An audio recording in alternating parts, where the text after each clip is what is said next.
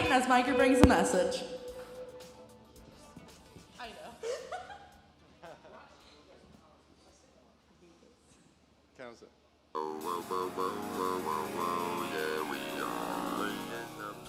That is not right. 2, 3, 4.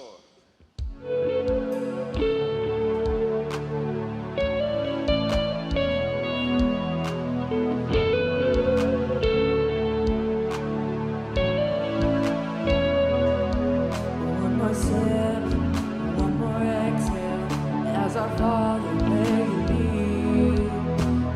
Heart, as it's racing down the path you set for me.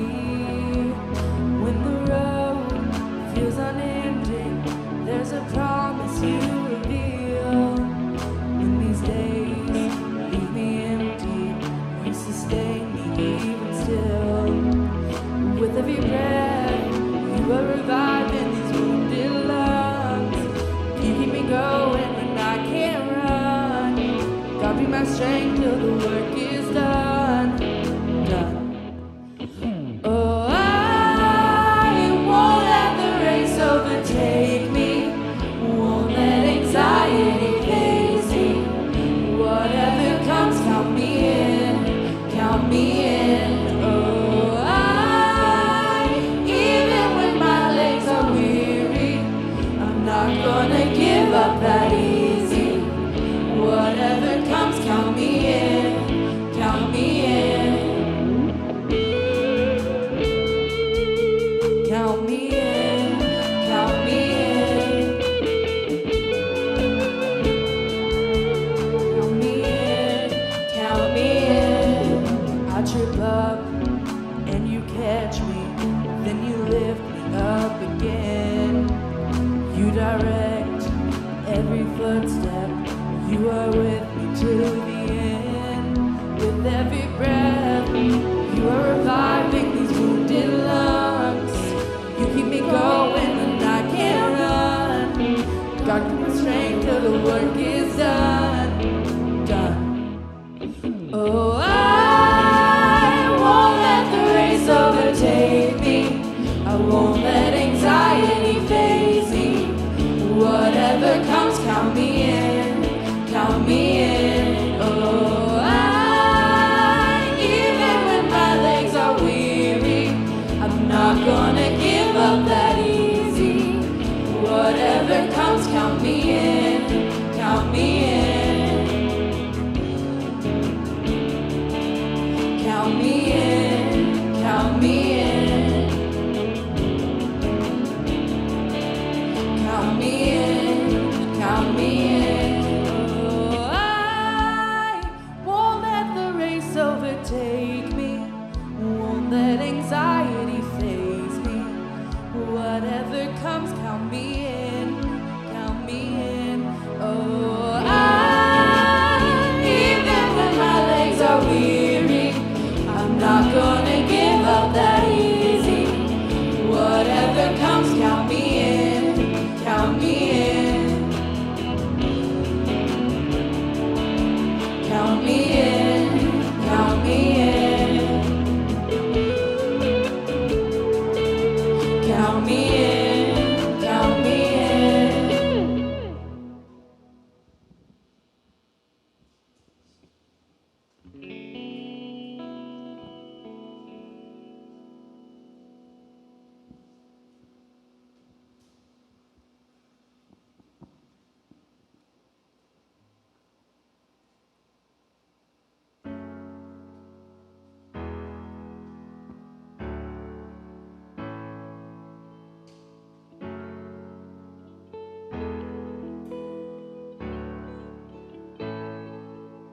Let the king of my heart be the mountain where I run, the fountain I drink from. Oh, he is my song. Let the king of my heart be the shadow where I hide, the ransom for my life. Oh, he is my song. You are good, good.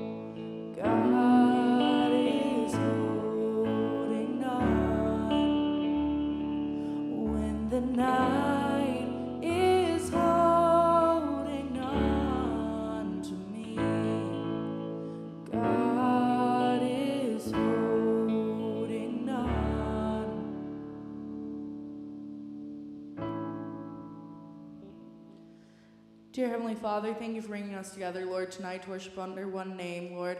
Help Micah bring the message tonight as he gives us the wisdom that he has to bring, Lord. Help us lean into focus on what he has to say, Lord. In the name of Jesus, amen.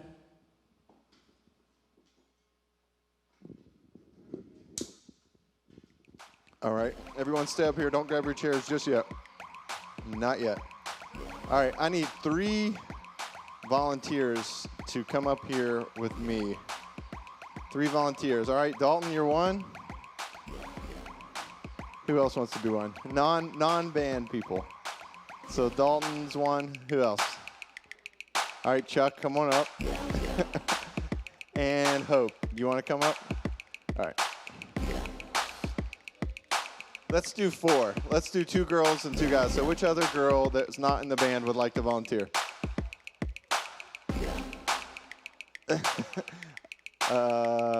Addie.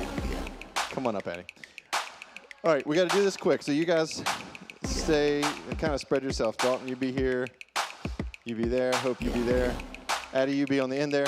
If you're up here, face that wall. They're not going to throw anything at you. At least they're not supposed to. Hope, face the wall. All right, so real quick, Kylie, you guys keep looking that way. Throw up this thing that the audience is going to see that the guessers are not going to see. Okay, you got it. Don't say it out loud. You guys see it? You know what that is? Hopefully one of you know what it is. You guys have 10 seconds. Take that away now. 10 seconds to form that, look like that, and freeze. All right, 10 seconds. Form that, look like that, and freeze.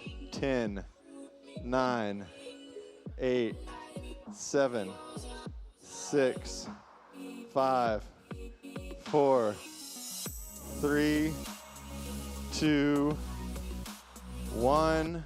All right, guessers, turn around. Everyone freeze. So I don't know, we got a bunch of people sitting up here at the table looking down. And then I'm assuming these people are just onlookers. Anyone have a guess as to what could be happening right here? Dalton guesses the Last Supper. What do you think? You think the Last Supper? What do you think? Same thing? What do you think? Sure, they all guessed the Last Supper. Let's hear some applause if they're right. They are right. All right, everyone back there, you guys turn around again. Turn around again. All right, now another topic. Everyone keep turned around. Another topic. The next topic is, you got it? You see it? Don't say it out loud. All right, make it go away. You have 10 seconds to act it out and freeze. Ready? 10, 9, 8, 7, 6, 5, 4, 3, 2, and 1. All right, turn around. My guessers, we'll start on this end. Do you have any idea what's going on out there? Any guess? Are they fighting? What's your guess? Fighting. What's your guess? Looks like they're fighting. What's your guess?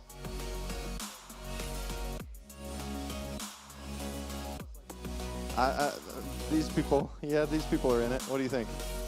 Any other guess? 3, 2, 1. What's your guess? Fighting. Let's hear some applause if it was fighting. No, it was football game. Football game. All right. Football Americana. Okay, you guys turn around. Foosball. Turn around. Turn around. Riley was clearly doing the Heisman pose. All right, next topic is. All right, you got it? All right. Organize. All right. Take it away. You got 10 seconds. Ready?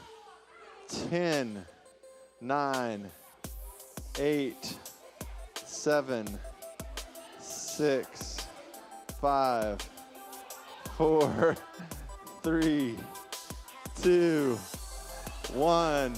All right, turn around. We'll start on this and freeze. Be quiet. Shh. All right, what's your guess? They're just sitting on the ground. All right, what's your guess? Some kind of pose. What's your guess? Kind of looks like a team huddle. What's your guess? Hannah looks like she's dead. All right, let's hear some applause if any of those were right. Let me give you a hint. We got Dopey, Goofy, Snow White. And is Goofy one? I don't know. Dopey, Sleepy. Snow White and the Seven Dwarfs. Sorry. All right, turn around. We got one more. All right, here's the last one. Got it. Anyone got it? All right. Take that one away.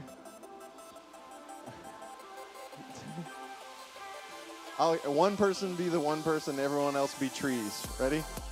One person be one person, everyone else be trees. Who's the one person? All right. In 3, 2, 1, turn around. All right. What do you got? I'll give you a hint. He's the person, and these are trees. What's going on here? Have a guess? One person, these are all trees. Someone in a forest. You're on to something. It's wizard, or I can't remember what it's called. Wizard? Something? What do you got? Tarzan. Let's hear a round of applause if any of those were right. Maybe it was Kane Brown being lost on his own property. Okay. All right. Thank you. Give him a round of applause. They got one of them right. All right, you can grab a seat now.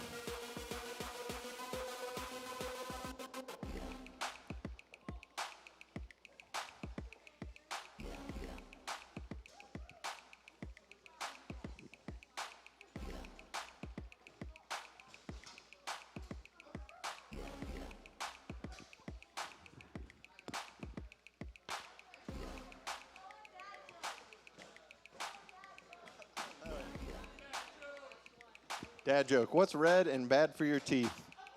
A brick. Yep. There's your dad joke.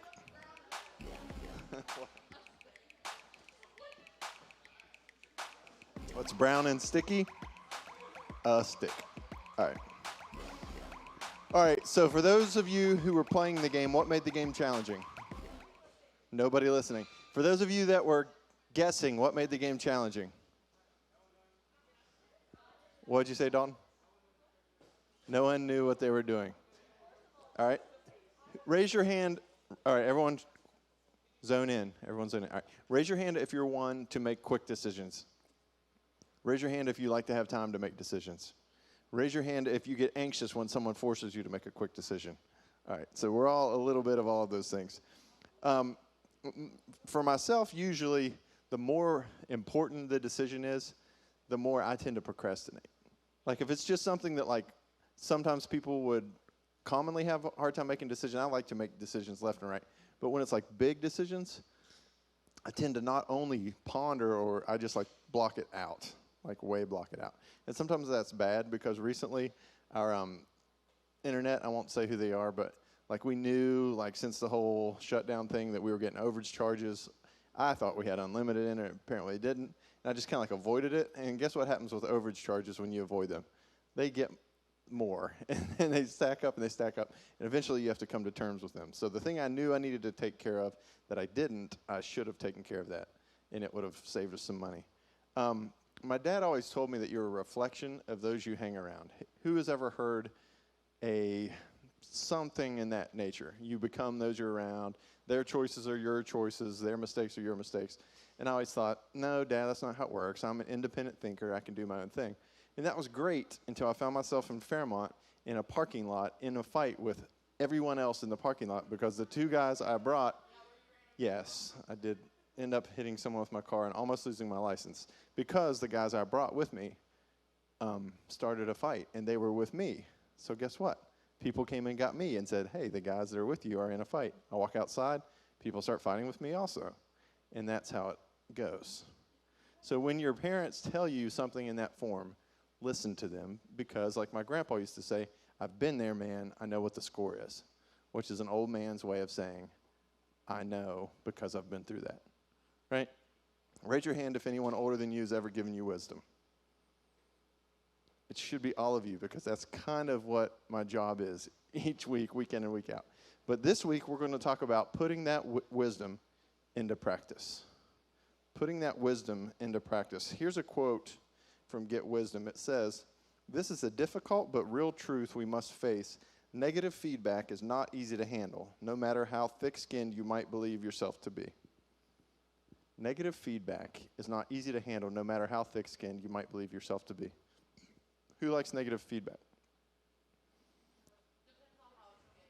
Raise your hand if you've ever played a sport.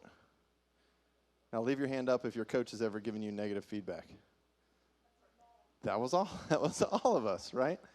And a lot of us, whether we play soccer, basketball, baseball, whatever it is, our coaches, if they've played that sport, they've been there. They've seen that form help, and they try to help us out.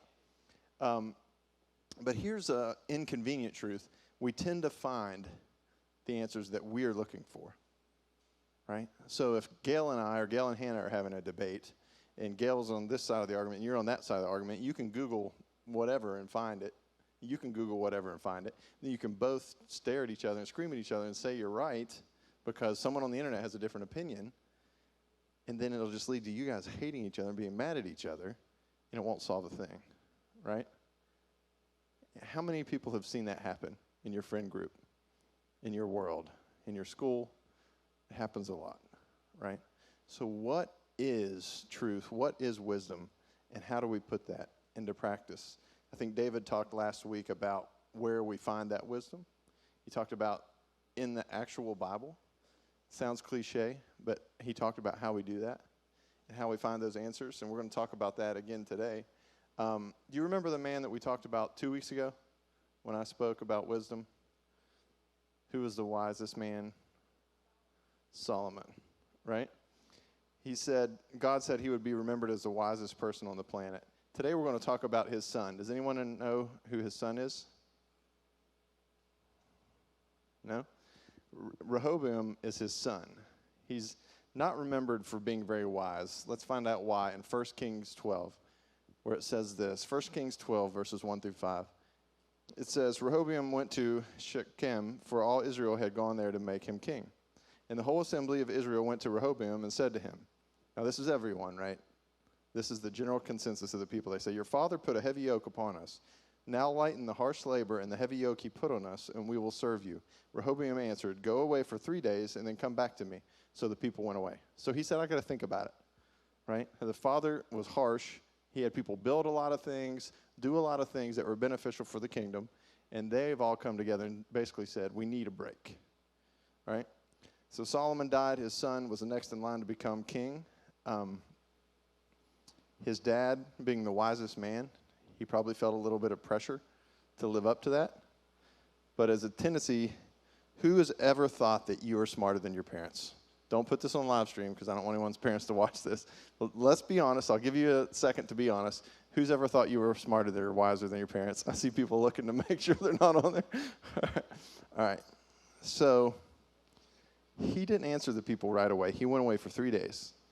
And it says in 1 Kings 12, 6 and 7, "Then Rehoboam consulted the elders who had served his father Solomon during his lifetime. 'How would you advise me to answer the people?' So he went to the older folks that had been the elders around his dad through his successful kingship and asked them. And they replied, 'If today you will be a servant to these people and serve them and give them a favorable answer, they will always be your servants.'" So their wisdom is, maybe the people are right. Maybe it's time to pull back a little bit, right? Because of those of you that play sports, you know your coach, if he drives you in the ground every single day and there's never like a light day or a recovery day, eventually everyone burns out. Like we can't go 100% every single day. So they're kind of there. And raise your hand if you think he listened to the elders and took their advice. Raise your hands if you think he did something different. All right. Let's find out. In 1 Kings 12, 8 through 11. "But Rehoboam rejected the advice of the elders gave him and consulted the young men who had grown up with him and were serving him." So he went to those people, like in my case, the guys that I went to the place with that got me in the fight, that didn't know anything else more than I did because we were peers, we were the same age. He went and asked his peers for advice. He asked them, "What is your advice?" how should we answer these people who say to me, lighten the yoke your father put on us? The young men who had grown up with him replied, these people have said to you, your father put a heavy yoke on us, but make our yoke lighter. Now tell them, my little finger is thicker than my father's waist. My father laid on you a heavy yoke. I will make it even heavier. My father scourged you with whips. I will scourge you with scorpions. He took on that attitude of youth that, oh yeah, you think my father was bad? Well, I'm even worse. And I'm going to make you do even more of what I want you to do because I am the man. I am smart enough. Who cares if we haven't lived half as long as he's lived? We know everything. We can do whatever we want. We're young. We're indestructible. We're invincible. We can do anything. Don't raise your hand, but who's ever thought like that? Who's ever known a decision was stacked against you, but you thought, I'm young, I'll make it, I'll be fine. Wisdom doesn't mean much if we reject it. Over and over again. Wisdom doesn't mean much if we reject it over and over again. So that was 16 when I did that. I rejected it. 17, I'm sure I did plenty of stupid things when I was 17. 18, I went to WVU. I was starting to kind of look at my life and the things that I'd heard and my peers around me who had heard some of the same things and were not taking the wisdom. And I started to see the path in front of me. I had a choice. I was either going to take godly wisdom and my decisions were going to revolve around what it said in Scripture or what was best for me and what was best for those around me, or I was going to take the advice of my peers who told me, you're young, you only live once. Go do this. Who cares? Go do this. But I started to choose, even at WVU, where a lot of people don't choose these things. I started to go to things like Baptist Campus Ministries to lead worship there. And God started to put before me a path that he had for my life. Money is not wisdom. Power isn't wisdom. The spotlight isn't wisdom. Sometimes we look at people who are in the spotlight or who have money or who have power, and we think because they have those things, they must be wise. And when we make our decisions based on those things, we trip. We fall. We're going to fall short. Even if we get money, spotlight, and the fame, who's ever seen a famous person completely crumble? Yeah, a lot. So that doesn't necessarily bring happiness or wisdom. Like Guy and I were talking today about Michael Jackson. Like what happened in his life from a very young age? He had all of those things. Money, fame, power. But his childhood was missed. Something happened there. Someone you guys might know, I know he's a little bit older than you, but Justin Bieber, like he was like, boom, at a young age, thrust into the spotlight. But he has found some wise counsel. He's kind of turned things around, if you look from 5 years ago to where he's at today. And how a big part of that's been through wisdom and been through wise counsel. So let's see what happens to Rehoboam when he returns in 1 Kings 12 through 17. It says, 3 days later, Jeroboam and all the people returned to Rehoboam. As the king had said, come back to me in 3 days. The king answered the people harshly, rejecting the advice given him by the elders. He followed the advice of the young men and said, my father made your yoke heavy. I will make it even heavier. My father scourged you with whips. I will scourge you with scorpions. So the king did not listen to the people, for this turn of events was from the Lord, to fulfill the word of the Lord had spoken to Jeroboam, son of Nebat, through Ahijah the Shilonite. When all Israel saw that the king refused to listen to them, they answered the king, what share do we have in David? Remember, David was Solomon's father. What part in Jesse's son? To your tents, Israel. Look after your own house, David. So the Israelites went home. That is for the Israelites who were living in the towns of Judah, Rehoboam still ruled over them. So does anyone know how many tribes there were? The tribes of Israel. Does anyone know how many there were? Who said 12? Yeah. So this leaves just like 10 of them are gone.